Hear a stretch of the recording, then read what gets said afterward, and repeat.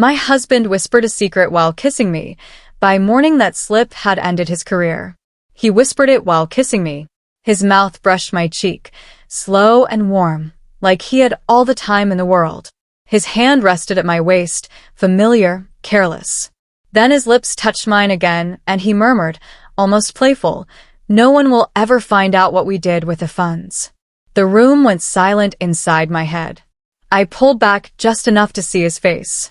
He smiled lazily, eyes half closed, the smile of a man who believed he was safe. My heart began to pound so hard I thought he would feel it. "What funds?" I whispered. He chuckled, brushing his thumb along my jaw. "You don't want to know." But I did. Every nerve in my body did. He kissed me again, slower, deeper, as if sealing the words back inside himself. I didn't kiss him back this time. I couldn't. My skin felt cold, like the air had changed. He didn't notice. He never did when he thought he was in control. That whisper split my world open. If you want to see how one careless sentence can destroy a powerful man, hit subscribe now for more true revenge stories. He fell asleep minutes later. His breathing evened out, soft and sure, like a child who believed nothing could touch him. I lay beside him, staring at the ceiling, replaying his words again and again. What funds? What we did? My chest felt tight. I tried to tell myself it was nothing. A joke. Bad timing. But my hands shook under the blanket. His briefcase sat by the door. He never let it out of reach during the day. Always locked. Always watched. Tonight, it waited in the open like an invitation. I slid out of bed slowly, every movement careful. The latch clicked louder than I expected. I froze, listening. He didn't stir. Inside were neat folders, stacked with the kind of care that came from hiding things. My fingers brushed past contracts, passports, and finally a black ledger. The label was clean and simple. Confidential. Offshore transfers. My stomach dropped. This wasn't nothing. This was real. And it was close enough to burn. I returned the ledger exactly where it had been. I locked the briefcase, set the latch, and slid back into bed before fear could turn into noise. When he shifted beside me, I closed my eyes and breathed like I was asleep. Morning came too fast. Sunlight filled the room, soft and forgiving, like it didn't know what lived in the shadows. He stretched and kissed my shoulder, easy and warm. At breakfast, he poured coffee like nothing had changed. "We might take a little trip soon," he said casually. "Business-related. Somewhere quiet." I nodded, stirring my cup even though I wasn't drinking. My hands stayed steady. I made sure of it. "Sounds nice," I said. He smiled. "You're so flexible. I like that about you." I watched him check his phone, send messages I couldn't see, move through his morning like a man whose future was secure. I realized then that calm was his favorite disguise. And that disguise was starting to crack. By noon, the truth settled in.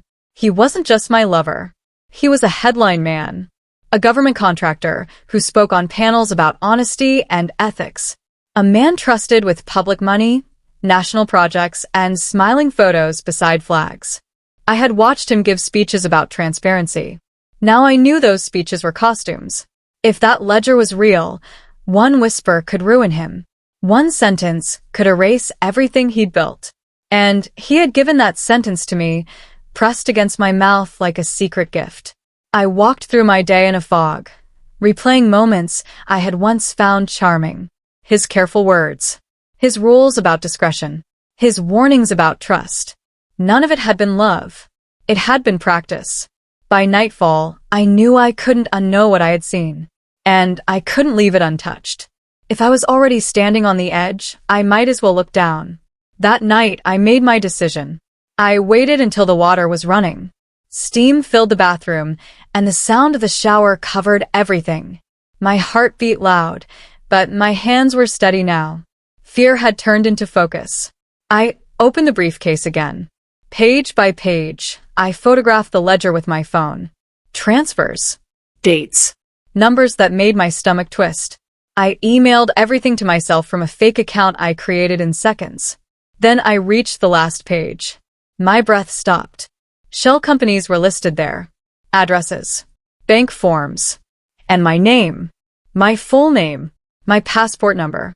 I stared at it, my vision blurring. He hadn't just whispered a secret. He had placed me inside it. Without asking. Without telling. I wiped my fingerprints from the folder, returned everything perfectly, and slipped back into bed.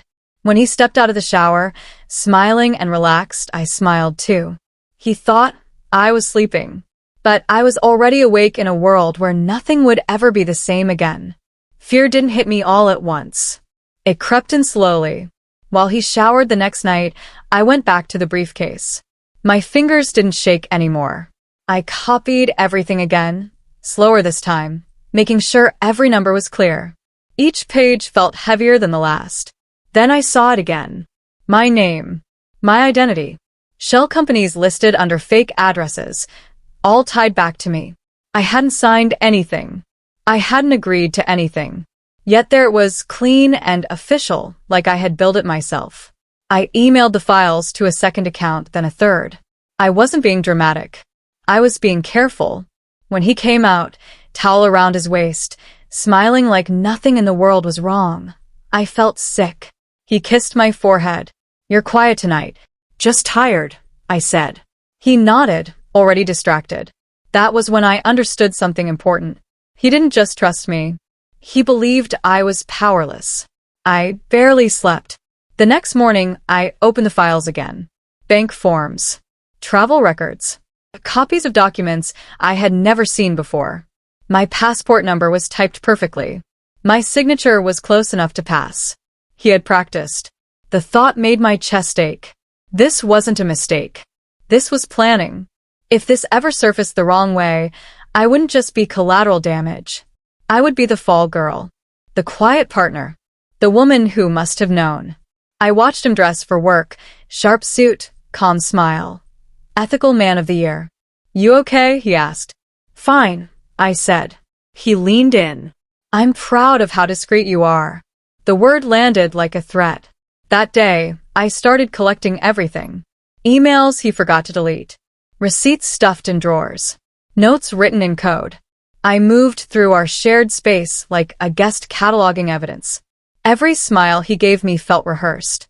And every secret felt closer to exploding. I wore my normal face. I laughed at the right times. I listened when he talked about meetings and speeches and people who trusted him. I touched his arm when he spoke, soft and steady, like nothing had changed. Inside, I counted. Days. Messages. Lies. I saved screenshots of encrypted emails. I copied calendar entries that didn't match travel reports. I found cash envelopes hidden behind books. One night, he poured wine and raised his glass. "You're incredible," he said. "Most people can't keep quiet." I smiled back. "I know." He didn't hear the edge in my voice. Each night, I backed up files. Each morning, I erased traces. I learned how careful he was and how careless. He believed intimacy erased danger. It didn't. It sharpened it. By the end of the week, I had enough to sink him. But I wasn't ready to let it surface yet. I needed him to feel safe. Because men like him always talk more when they think they've won. I went to see someone I trusted. A friend from years ago, now a lawyer who handled corporate crime. I told him everything, quietly, in a back office with the blinds closed. I showed him the ledger, the emails, the forged identity trails. His face drained of color. "This isn't just fraud," he said. "This is serious." "What happens to me?" I asked. He didn't answer right away. That told me enough. "If this leaks wrong," he said carefully, "you could be tied to it. Even if you're innocent." I swallowed. "And if it leaks right?" He leaned back. "Then he loses everything." The word everything hung between us. "But timing matters," he added. "And control." I nodded. I wasn't shaking anymore. "I don't want to go to the police yet," I said. He studied me. "Then you need to make him expose himself." I left knowing one thing for sure. This wasn't about panic anymore. It was about precision. I invited him away. A private villa. Quiet. Remote. Romantic. The kind of place where people relaxed and forgot they were being watched. He loved the idea. Just us, he said. No distractions. I smiled. Exactly. I booked it myself. I packed light. And I hid a small recorder in a candle holder, tested and ready. On the drive there, he talked about the future. Travel. Money. Freedom. He spoke like a man who believed the world owed him silence. At the villa, he opened wine and kissed me deeply. To us, he said. To us, I repeated. Inside, my heart was steady. This wasn't a getaway. It was a stage. And I was done being a background character in his story. He arrived at the villa relaxed, almost glowing. He carried a laptop bag and a slim folder, work he claimed he couldn't leave behind. I noted it without comment. The villa sat high above the water, quiet except for wind and waves. No neighbors. No witnesses. Perfect. He kissed me hard the moment the door closed. Finally, he said. No eyes on us. I smiled and let him believe that. While he unpacked, I adjusted the table. Candles. Wine. The small recorder hidden inside a ceramic holder, angled just right. I tested it once, watching the tiny red light blink to life. Dinner was slow and soft. He talked about stress, about pressure, about how much responsibility he carried. I nodded, touched his hand, played my role. Later, when we sat close, legs touching, I poured wine again. Let's drink to our future, I said sweetly. He raised his glass without hesitation. To the future, he said. And the recorder listened. The wine loosened him quickly. He leaned back, confident, comfortable, like a man who had never been told no. Candlelight softened his face, hid the sharp edges I was starting to see clearly. I traced my finger along the rim of my glass. What's your biggest secret? I asked, my voice light, almost teasing.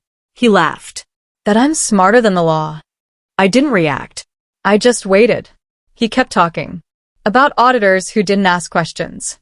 About accounts that disappeared and reappeared somewhere warm and quiet. He bragged like this was a game he had already won. People believe what they're told, he said. Especially when they want to. My stomach twisted, but I smiled. The recorder blinked red inside the candle. He leaned closer. You know what makes it perfect? I shook my head. Love, he said. Love makes people blind. He kissed my cheek and kept confessing. He told me everything. Numbers. Places. Names I recognized from the news.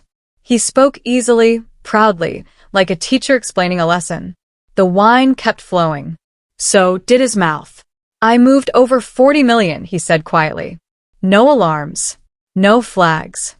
I nodded, pretending to be impressed. Then he leaned in, his voice dropping. Even you're in it, darling. My heart jumped. If I go down, he whispered, smiling, so do you. The words landed heavy and final.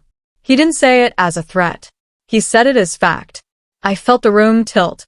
My skin went cold, but I didn't let it show. I rested my head on his shoulder, breathing slow. I need to freshen up, I said softly. In the bathroom, my hands shook for the first time in days. I uploaded the recording to a secure cloud drive, watching the progress bar crawl forward. When it finished, I exhaled. There was no going back now. I returned smiling. He didn't notice anything different. He was too busy enjoying himself, too sure of his power. We sat together until late, his words slurring slightly, confidence turning into carelessness. That night, he slept deeply. I lay awake, listening to the sea, listening to his breathing, listening to the truth settle into place. This wasn't revenge yet. This was survival. I checked my phone once more. The file was safe, backed up, shared only where it needed to be. In the dark, I watched his face and felt something surprising. Not anger. Clarity. By morning, he would still believe I was his secret keeper. But secrets change shape once they leave a mouth. They start looking for light. At dawn, I kissed him goodbye. He stirred, smiling lazily. Already leaving? Just for a bit, I said. I'll call you later. I drove away before the sun fully rose, my hands steady on the wheel. Halfway down the road, my phone buzzed. The recording had auto-emailed itself. To my lawyer friend. I pulled over and closed my eyes. This was the moment everything shifted. Not loud, not dramatic, just done. By the time he woke up, the truth would already be moving through systems bigger than both of us. He had whispered his secret, thinking love made him safe. He had been wrong. My lawyer called before noon. "This is bigger than we thought," he said. His voice was calm, but tight. Those funds weren't just private money. Some of it came from national security contracts. I sat on the edge of my bed, phone pressed to my ear, staring at the wall. "What does that mean for me?" "It means," he said carefully, "if you report this the right way, you're a whistleblower, not an accomplice." The words settled slowly. Whistleblower. Protection. Immunity. A chance to step out of the shadow he had pushed me into. "If you stay silent," he continued, "you're exposed. If you act, you're protected." I thought of his smile, his whisper, the way he had said, "So do you like it?" Was romantic.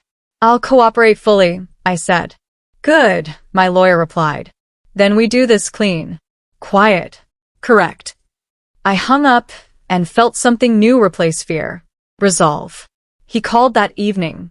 "Did you enjoy the weekend?" he asked, warm and casual, like nothing had changed. "It was unforgettable," I said softly. He laughed. "We should do it again soon." "Maybe," I replied. While he talked, my lawyer filed an anonymous complaint. Evidence attached. Audio. Documents. Everything neatly labeled and impossible to ignore. I listened to him describe his day, his meetings, his future plans. He sounded light, confident, free. I wondered how long that would last. After we hung up, I sat very still. This was the strange part. The waiting. The acting. Knowing the ground beneath someone was already cracking while they walked on it smiling. That night, I slept deeply for the first time in weeks. Not because I felt safe, but because I had chosen a side. The whisper started moving without sound.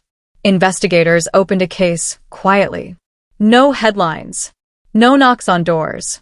Just files opening and screens lighting up in places I would never see. He noticed nothing. He sent me flight options, excitement in every message. "Switzerland," he wrote. "We deserve it." I agreed. Every yes from me was another step forward for them.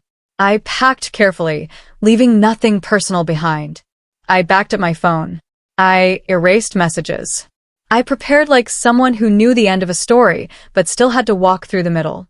At dinner before the trip, he talked about freedom. "You and me," he said. "No limits." I smiled. He didn't know that borders were exactly what the authorities needed. And he was about to cross them. The night before we left, I placed the tracker. It was small, barely noticeable. I slipped it into the lining of his carry-on while he showered, right next to the documents he thought made him untouchable. At the airport, everything felt unreal. Families, coffee lines, laughter. Ordinary life surrounding a quiet collapse. He squeezed my hand. "You're quiet again." "I'm just excited," I said. He grinned. "I like you like this." Agents moved through the crowd like shadows. I didn't know their names. I didn't need to. All I needed was one nod. And I got it. A plainclothes officer met my eyes briefly and nodded once. My chest tightened. There was no turning back now. Security waved us through. He joked with the agent, smiled easily. Privilege wrapped around him like armor. On the plane, he ordered champagne before we even reached cruising altitude. "To honesty," I said, lifting my glass. He laughed. "That's overrated." I watched him drink, watched him relax into the seat, watched the belief settle deeper into him that he had won. As the plane lifted into the sky, I felt a strange calm. This wasn't justice yet. This was the trap closing quietly, miles above the ground. I stared out the window, clouds stretching endlessly, and thought about how secrets behave at high altitude. They expand, and they break. The plane landed just after sunrise. The wheels touched down smoothly, like nothing bad ever happened in the daylight. He stretched, relaxed, already reaching for his phone. "I'll call my contact," he said. "Customs is usually quick." I nodded, my fingers folded in my lap. My heart beat hard, but my face stayed calm. When we stood to exit, I felt it, the shift. The air near the door felt heavier. Two men stepped closer as we reached the jet bridge. Not rushed. Not loud. "Sir," one of them said quietly. "We need a word." He laughed at first. "Is this about the laptop again?" They didn't smile. One of them turned to me. "Ma'am, you're free to continue." He finally looked at me, confusion flickering across his face. "What's going on?" I met his eyes and said nothing. As they guided him away, his grip on his carry-on tightened, then failed. The bag dropped to the floor. That sound stayed with me. He didn't fight. That surprised me most. They spoke calmly, escorting him through a side door like this was routine. He looked back once, his face pale now, eyes searching mine. "You knew," he whispered. I didn't answer. I walked through customs alone. My passport was stamped without delay. No questions. No delay. Just a clean exit. Outside, the air was crisp, cold enough to sting. My phone buzzed. News alert. Government contractor detained upon arrival in Zurich. I stood there, suitcase at my feet, watching travelers move past me with their normal lives. I felt lightheaded, like I had stepped off a ride that moved too fast. I hadn't pushed him. I hadn't trapped him. I had only listened when he spoke. And now, the world was listening too. By afternoon, he was being questioned. I knew because my lawyer called. "They have the recording," he said. "He's demanding to know who had access." I pictured him in a bright room, confidence stripped away, listening to his own voice come back at him. "What did he say?" I asked. "He said it had to be you," my lawyer replied. "He said no one else knew." I closed my eyes. Of course he knew. That night, I slept alone in a quiet hotel room. No shared breathing. No whispers. Just silence. For the first time, I wasn't afraid of it. Because silence meant he couldn't hide anymore. I woke early. The city outside my window was waking too. Trams. Footsteps. Ordinary life continuing while his collapsed. My phone lit up again. Breaking news. High-profile contractor arrested for fraud and espionage. I sat on the edge of the bed and let it sink in. Espionage. The word felt unreal, heavy, final. I made coffee. I watched steam rise. I felt free. Not happy. Not victorious. Free. This was the morning after the whisper. And his career was already over. The investigation moved fast after that. Authorities cleared my name within days. Immunity. Protection. Official letters stamped and signed. I was no longer at risk. I was essential. They called me a key witness. I called myself awake. Offers followed. Support. Resources. A quiet thank you from people who understood what I had stopped. For the first time, I saw the damage clearly. Not just money. Power misused. Trust broken. Systems bent. And it had all started with a whisper he thought was safe. This was where the revenge truly began. Not with anger. With truth. Backhand index pointing right if you want to see how justice unfolds when secrets meet consequences. Subscribe now and stay with me. The media storm arrived without asking. My phone filled with alerts, headlines flashing his face across screens everywhere. Words like betrayal, corruption, and whispered confession followed him like shadows. They didn't use my name at first. I was the anonymous source. The quiet woman behind the proof. Friends I hadn't heard from in years messaged me. Some asked if I was safe. Others asked if it was true. I didn't answer most of them. I watched the coverage once, then turned it off. He had loved attention. Loved being admired.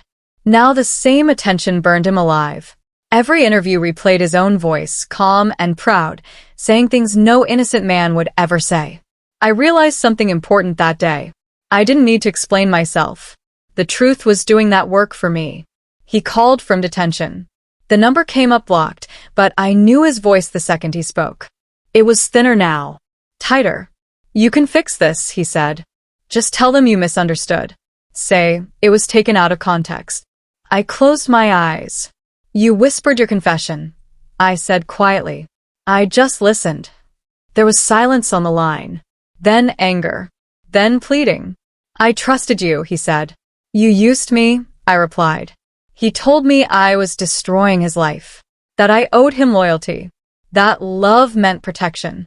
I ended the call without another word. For the first time, he had no power left to threaten me with. My lawyer called with news I hadn't expected. Under the Whistleblower Act, my cooperation qualified for a financial reward. A large one, enough to change my life. When the notice arrived, my hands shook. 8 figures. Confidential. Legal. I didn't feel greedy. I felt validated. This wasn't hush money. This was recognition that doing the right thing carried real cost and real value. I set most of it aside immediately. I knew I didn't want a flashy life. I wanted safety. Space. A future that belonged to me. Money didn't erase what I'd lived through, but it gave me freedom. And freedom was the first real gift I'd received in a long time. The trial was quiet but brutal. He tried to smile at the jury, tried to sound reasonable, tried to suggest I had tricked him. Then they played the audio. His voice filled the room. Calm, proud, careless. No one will ever find out what we did. The jury didn't look at me. They didn't need to. Those words were enough. I sat still, hands folded, listening as his own whisper closed around him like a door. The verdict came fast. Guilty. 10 years. No bail.